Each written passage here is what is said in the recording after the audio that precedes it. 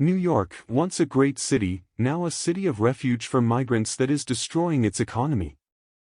The rate of migrants entering into New York will soon cause it to fall.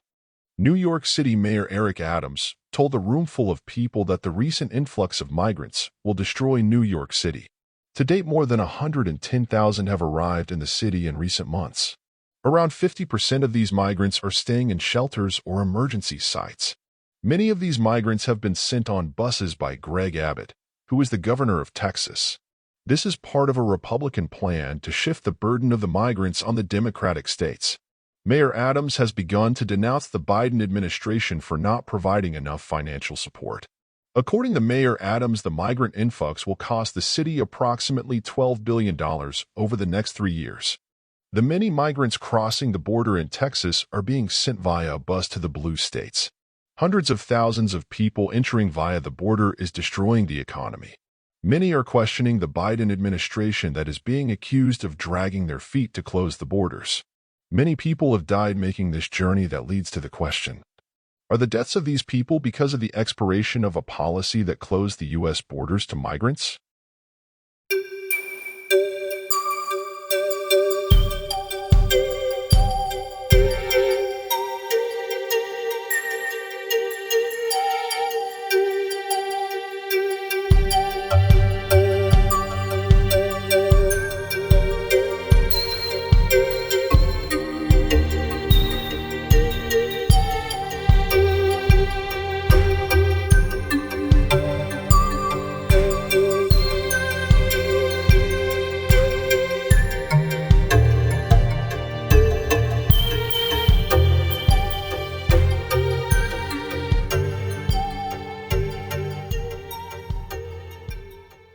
Almost a week, this has been the scene. Hundreds of migrants sleeping outside this site in the East Village that has been serving as a reticketing center.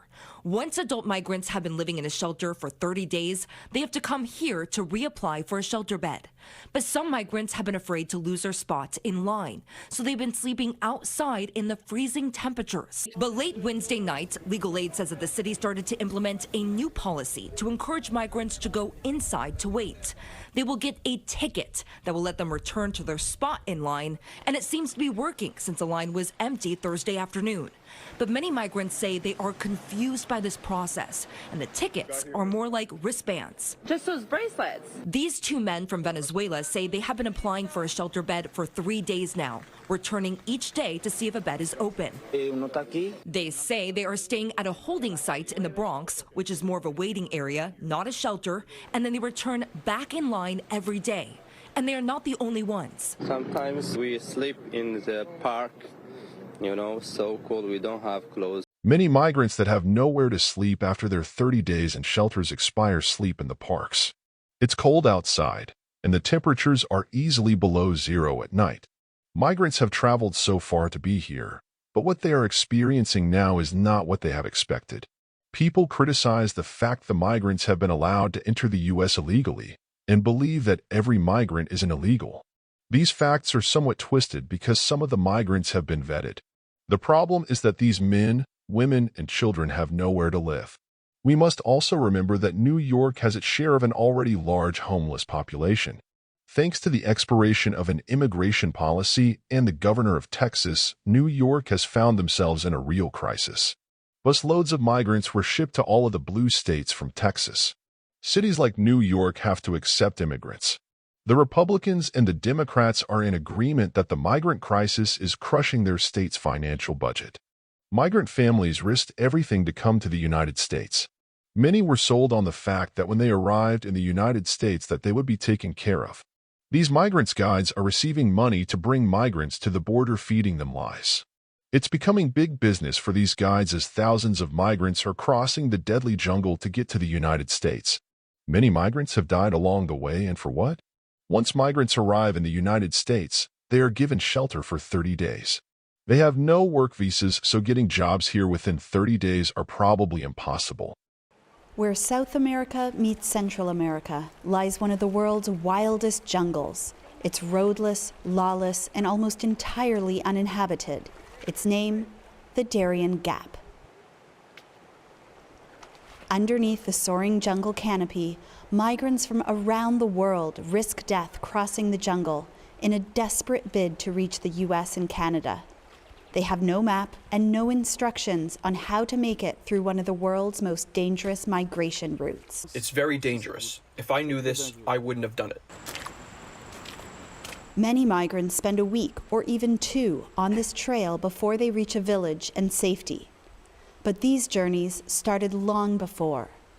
Migrants from Asia, the Middle East, and Africa flew into Ecuador or Brazil, where visa requirements are somewhat lax. Haitians also use this route as a springboard north.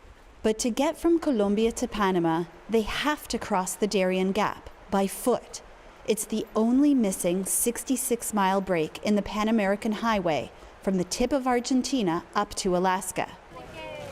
Migrants in New York have complained that they have traveled for many months and now they have nowhere to sleep.